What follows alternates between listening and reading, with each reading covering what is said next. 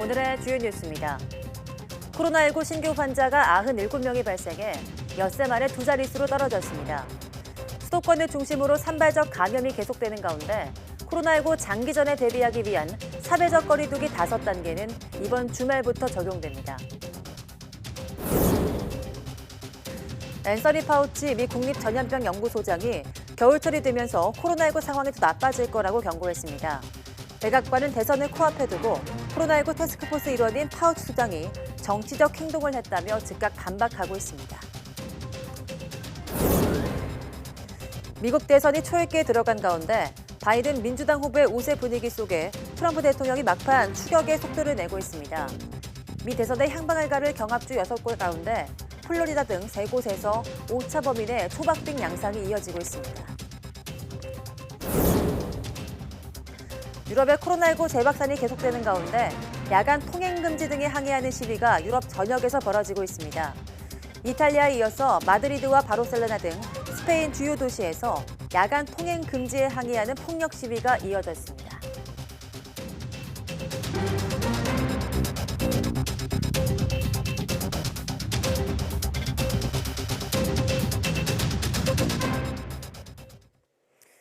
여러분 안녕하십니까? 11월 2일 사이언스 투데이입니다. 코로나19 신규 환자가 97명으로 엿새 만에 두 자릿수를 기록했습니다. 환자 규모가 조금 줄긴 했지만 검사 건수가 6,020건으로 평소 절반 수준이었던 점을 고려하면 안심하기는 이른 상황입니다. 중앙방역대책본부는 오늘 0시 기준 국내 확진자가 26,732명, 사망자는 2명 늘어난 468명이라고 밝혔습니다. 지역 발생은 79명으로 수도권을 중심으로 확산세가 이어졌습니다. 수도권 환자는 62명으로 서울 20명, 경기 40명, 인천에서 2명이 감염됐습니다. 비수도권 산발적인 감염도 계속돼 충남 11명, 대구 3명, 전남 2명, 충북에서 1명이 확진됐습니다. 신규 해외 유입은 18명으로 이 가운데 7명이 입국자 검역에서 확인됐습니다. 위중증 환자는 2명 줄어 누적 49명이 됐고 완치 환자는 38명 늘어 격리 해제 누적은 24,395명에 달합니다. 정부가 현행 3단계로 되어 있는 사회적 거리두기 체계를 5단계로 개편했습니다. 코로나19 장기전에 대비해서 실생활에 맞게 방역 수칙을 세분화하고 서민 생계 피해를 덜 주는 쪽으로 방역 체계를 바꾸었다고 정부는 설명했습니다. 보도에 박홍구 기자입니다. 기존에 1, 2, 3단계로 돼 있던 사회적 거리두기 체계가 5단계로 바뀝니다. 1단계는 생활방역, 1.5와 2단계는 지역 유행 단계, 2.5와 3단계는 전국 유행 단계로 구분됐습니다. 현행 체계에도 1.5와 2.5 단계가 있었으나 이는 단계별 조치의 강도 차이가 너무 커서 임시 방편으로 중간 단계를 설정했던 것으로 2, 3단계를 엄격히 적용할 경우 사회 경제적 피해가 커질 것이란 우려가 제기돼 왔습니다. 일률적인 집합 금지 또는 집합 제한 명령 등 시설별, 상황별 여건을 제대로 고려하지 못했던 방역 조치 또한 맞춤형으로 재설계함으로써 기존에는 1일 확진자 수가 수도권 40명, 비수도권은 20명 정도 발생할 때 1에서 2단계로 넘어갔으나 개편된 기준은 수도권 100명, 비수도권은 30명으로 요건이 바뀌었습니다. 1.5단계에서 2단계 격상은 1.5단계보다 확진자가 2배 이상 증가하거나 전국적으로 300명 이상을 넘어설 때, 즉 지역 유행이 급속히 전파된다고 판단될 때 이뤄집니다. 또 2.5단계와 3단계는 전국적 유행 단계로 각각 400명에서 500명, 800명에서 1000명 수준으로 환자가 급증할 경우 단행됩니다. 정부는 백신이 나오기 전까지는 코로나19의 장기화가 불가피한 상황이라며 중증 환자 병상 확보 등 우리 의료 체계가 감당할 수 있는 수준에서 코로나19를 통제한다는 방침입니다. YTN 박홍구입니다. 사회적 거리두기 체계가 세분화되면서 방역 조치도 현실에 맞게 달라집니다. 대부분의 일상생활에서 마스크를 써야 하고 방역 수칙을 꼭 지켜야 하는 시설도 확대됩니다. 김웅래 기자입니다.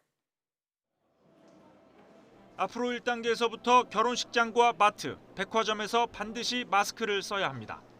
2단계부터는 실내 전체로, 2.5단계와 3단계에서는 2m 이상 거리 유지가 안 되는 야외로 의무화 범위가 넓어집니다. 마스크 착용은 2단계부터 전체 실내 시설에서 의무화되며 위반 시 과태료가 부과됩니다. 방역수칙 의무화 시설도 확대됩니다. 다중이용시설을 중점관리시설과 일반관리시설 등 2층 구조로 단순화하되 시설 수를 늘리는 식으로 방역을 강화합니다. 우선 중점관리시설에는 클럽과 룸살롱 등 유흥주점과 단란주점, 콜라텍 등 유흥시설 5종이 포함됩니다. 노래 연습장과 실내 스탠딩 공연장, 방문 판매장은 물론 식당과 카페도 중점관리시설입니다. PC방과 결혼식장, 장례식장, 학원, 목욕탕, 마트 등은 일반 관리시설에 해당합니다. 특히 유흥시설 5개 업종은 2단계부터, 방문 판매장과 노래 연습장 등은 2.5단계 때 문을 닫아야 합니다. 2.5단계부터 결혼식장과 장례식장에서는 50명 넘게 모일 수 없고 영화관과 PC방은 밤 9시 전까지만 영업할 수 있습니다. 이 밖에도 2단계부터 카페는 포장과 배달만 허용되고 음식점도 밤 9시 이후로는 마찬가지입니다. 이번 조치는 토요일인 오는 7일부터 적용됩니다. 마스크 의무화 위반으로 인한 과태료 부과는 엿새 뒤인 13일부터 이루어집니다. YTN 김웅래입니다. 국회는 오늘부터 556조 원 규모의 슈퍼 예산 심사에 본격 착수합니다. 국회 예산결산특별위원회는 오늘 내년도 예산안 공청회를 시작으로 4일부터 종합정책질의 등을 거쳐 16일에는 사업별 감액과 증액 심사를 진행합니다. 더불어민주당은 포스트 코로나 시대 대응을 위해서 21조 3천억 규모인 한국판 뉴딜 사업 예산을 당력을 모아 통과시킨다는 방침입니다. 반면 국민의힘은 새 예산이 국가 채무를 급격히 늘릴 거라며 한국판 뉴딜 예산을 대폭 삭감해 긴급 아이 돌봄 등 코로나19 대응 예산으로 전면 조정하겠다고 맞서고 있습니다. 올해 대학 수학 능력 시험이 한 달 정도 남았습니다. 막판 컨디션 조절이 중요한 수험생들, 아침밥을 꼭 먹어야 할지 한 번쯤은 고민해봤을 텐데요. 흥미로운 연구 결과가 나왔습니다. 김민성 기자입니다. 아침밥을 먹을까 말까? 학생이라면 한 번쯤 고민해봤을 문제입니다. 졸리니까 수업 시간에 집중도 안 되고 자게 되는 것 같아요. 또 계속 밥을 안 먹다 보니까 이제 배가 고파서 군것질을 자주 하다 보니까 점심에 밥을 잘 안 챙겨 먹는 것 같아요. 특히 수능처럼 중요한 순간을 앞두고는 컨디션 조절이 중요합니다. 국내 연구진이 전북 지역 청소년 81명을 대상으로 아침 식사가 학습에 미치는 영향을 실험했습니다. 한식과 양식, 그리고 아침을 거르는 결식, 세 그룹으로 나눠 10주 동안 진행한 뒤 결과를 분석했습니다. 혈액 검사 결과 아침을 먹은 학생들의 학습 효과 관련 신경 전달 물질이 증가했습니다. 특히 한식으로 아침밥을 먹은 학생들은 학습 능력과 기억력을 높여주는 뇌신경 생장인자, BDNF가 크게 증가하는 것으로 관찰됐습니다. 뇌전도 검사에서도 아침을 거르기보다는 밥 중심으로 먹었을 때 안정 이완 지표는 1.3배, 주의 집중력 지표는 1.7배가량 뇌파 수치가 더 높았습니다. 아침에 결식을 하는 것이 일단 제일 안 좋고요. 근데 만약에 만약 아침 식사를 먹는다면 밥과 빵 중에서는 그래도 밥을 먹었을 때 정서적인 안정감이나 또 비만과 같은 어떤 건강 개선, 건강 증진 효과도 있는 것으로 확인이 되었습니다.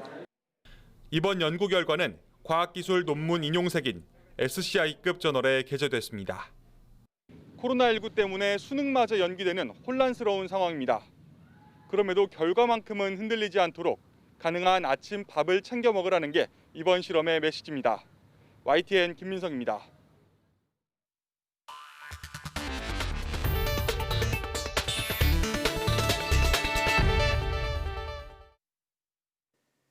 스페인 도심 곳곳에서 코로나19 확산을 막기 위해 정부가 추진하는 야간 통행 금지령에 반발하는 시위가 잇따랐습니다. 수도 마드리드를 비롯해 바르셀로나, 빌바오, 말라가 등에서 현지 시간 지난달 31일 밤 시위대가 길거리에 불을 지르고 상점 등을 망가뜨렸다고 일간 엘파이스가 이를 보도했습니다. 코로나19 방역 정책을 두고 중앙정부와 각을 세운 마드리드에서 항의 시위가 가장 크게 열렸고 참가자들은 정부를 향해 독재를 멈춰야 한다고 외쳤습니다. 마드리드 경찰은 이날까지 32명을 체포했으며 산탄데르주 등에서도 폭력을 행사한 시위 참가자들이 경찰에 붙잡혔습니다. 일본에서 코로나19 확진자 증가 속도가 빨라지고 있습니다. 도쿄 지역 주민들의 전국 여행이 본격화한 지난달부터 홋카이도 등 지방에서 감염자가 눈에 띄게 늘고 있습니다. 도쿄에서 이경아 특파원이 보도합니다. 일본 유수의 관광지 홋카이도는 지난달 24일 이후 신규 확진자가 급증하기 시작했습니다. 하루 60명을 처음 넘어선 뒤 31일에는 81명으로 최다를 기록했습니다. 코로나19 사태 이후 이 지역에서 발생한 집단 감염 70여 건 중 절반 가까이가 지난달에 몰렸습니다. これ以上感染が拡大をしていった場合には、道民の皆様に対しまして、不要不急の外出の自粛など強い措置もお願いをせざるを。 오사카와 아이치 등 다른 지방도 눈에 띄게 감염자가 늘고 있습니다.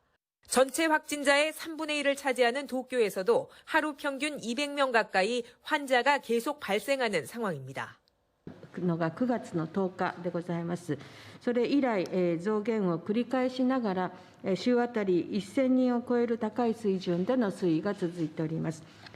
지난달 26일부터 31일까지 일본의 하루 평균 확진자 수는 전주보다 100명 넘게 늘었습니다.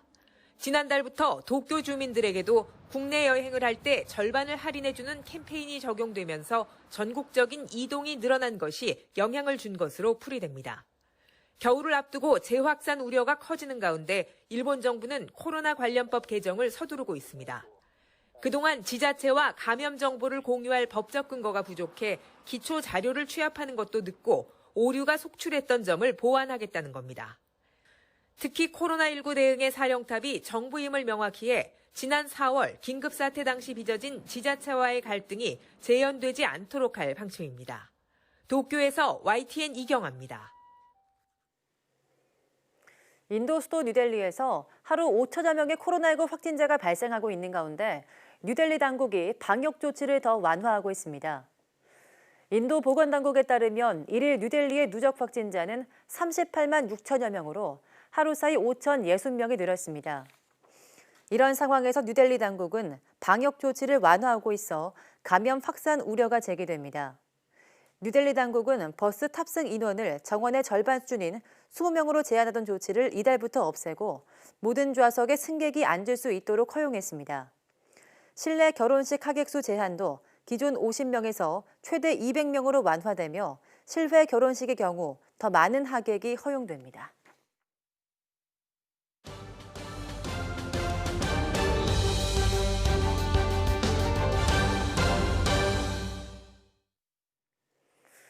도널드 트럼프 미국 대통령과 조 바이든 민주당 대선 후보가 막바지 현장 유세 총력전을 펴고 있습니다.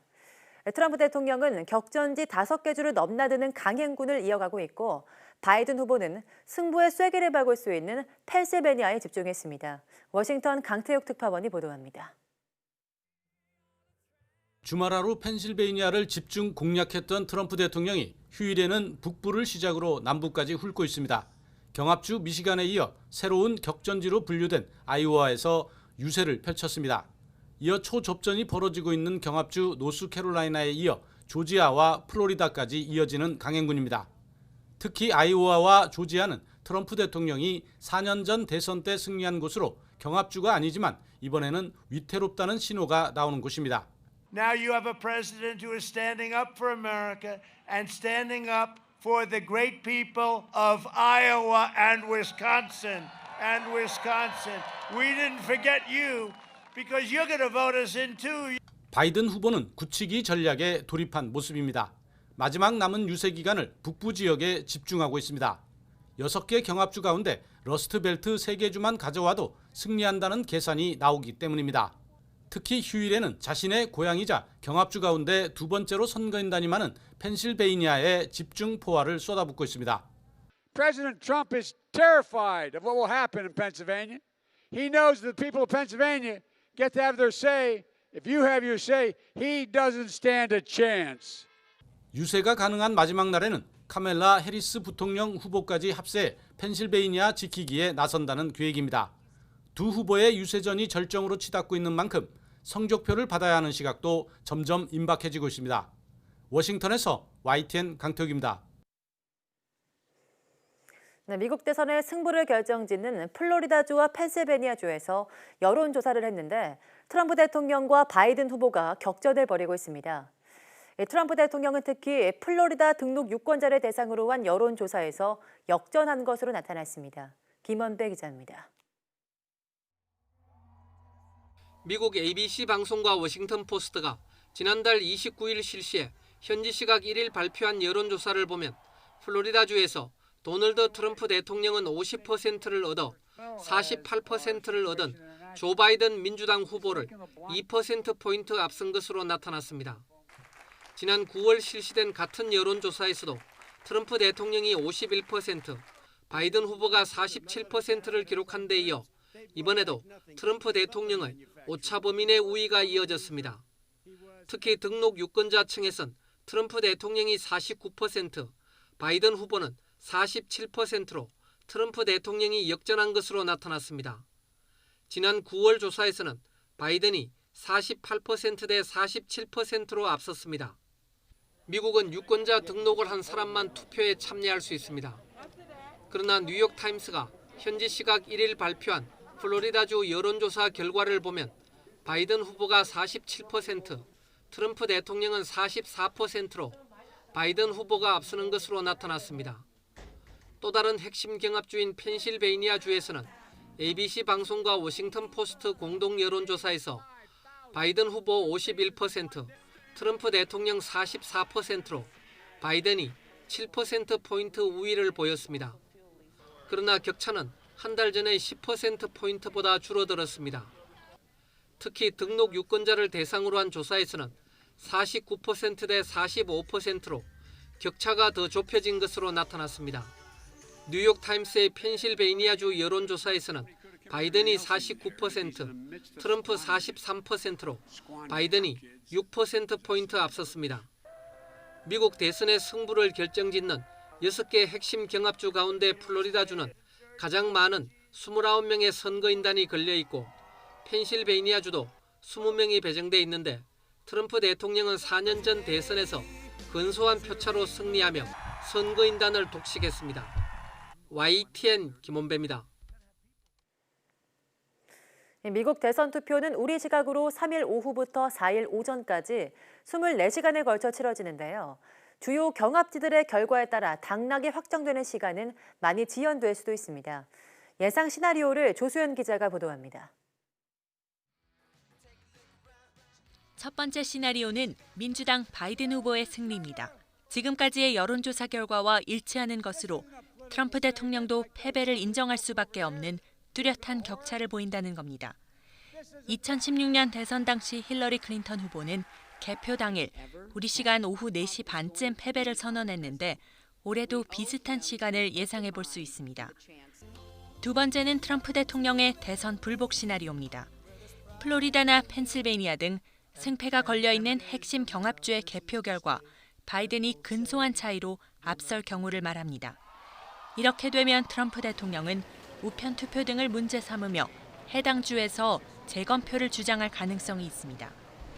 2000년 부시 고어 대결 때처럼 12월이 돼서야 연방 대법원 판결로 당락이 확정되는 상황이 되풀이될 수도 있습니다. 마지막으로 트럼프 대통령의 승리도 예측해 볼 수 있습니다. 4년 전처럼 트럼프 대통령이 핵심 경합주를 가져간다는 얘기입니다. 사전 투표에서는 민주당 지지자들이 강세를 보인 만큼 선거 당일 현장 투표에 공화당 지지자들이 얼마나 나올지가 관건입니다. 특히 보수 진영 사이에서 자신의 의견을 드러내지 않은 이른바 샤이 트럼프 표심이 중요한 변수가 될 전망입니다. YTN 조수연입니다. 네, 이번 미국 대선에선 여성과 흑인표가 변수가 될 거란 분석이 잇따르고 있습니다. 이를 의식하는 트럼프 대통령은 현재 교회 거주 여심 공략에 적극적인데요. 최근 여론조사 결과를 보면 큰 효과를 보진 못하고 있습니다. 이여진 기자입니다. 미국에서 교회 지역은 가장 큰 표밭입니다. 전체 유권자의 절반 가까이가 교회에 살기 때문입니다. 전통적으로 교외 지역엔 화이트 칼라 직종의 백인 남편과 전업주부가 많이 살았는데 최근 이민자들이 늘면서 인구 구성이 다양해지고 있습니다. 이런 변화가 2년 전 중간선거에서 공화당에 뼈아픈 패배를 안겼습니다. 그리고 그 중심엔 여성들이 있었습니다. 이들은 마초적인 트럼프 스타일을 좋아하지 않습니다. We come together when we take the streets, when we vote. Women are the single most powerful political force in America, and there is nothing, not one thing that Donald Trump can do to stop us. 이 때문에 바이든과 트럼프 간 여성 지지율은 현재 큰 격차를 보입니다. 지난 10월 23일부터 26일까지 전국 유권자 1,005명을 대상으로 한 CNN 여론조사 결과를 보면 여성 유권자의 61%는 바이든을, 37%는 트럼프를 지지했습니다. 결국 트럼프 대통령은 직접 여성 표 공략에 나섰는데 별 반응이 없어 애를 태우고 있습니다. Suburban women, you should love me for what I'm doing because I'm saving the suburbs. 흑인을 포함한 유색인종 표심도 당락을 가를 거라는 분석이 많습니다. CNN의 같은 조사에서 유색인종의 71%는 바이든을 지지했고 트럼프는 24% 지지만 얻었습니다. 백인 50%가 트럼프를 지지한 것과는 큰 차이가 있습니다. He is non-racist. He always talk about everyone. He doesn't separate black from white. 유색인종의 코로나19 피해가 컸던 점. 지난 5월 조지 플로이드를 비롯해 최근 필라델피아 흑인 남성 피격 사망까지 인종차별과 경찰 폭력 문제가 부각된 영향이란 지적입니다. YTN 이어진입니다.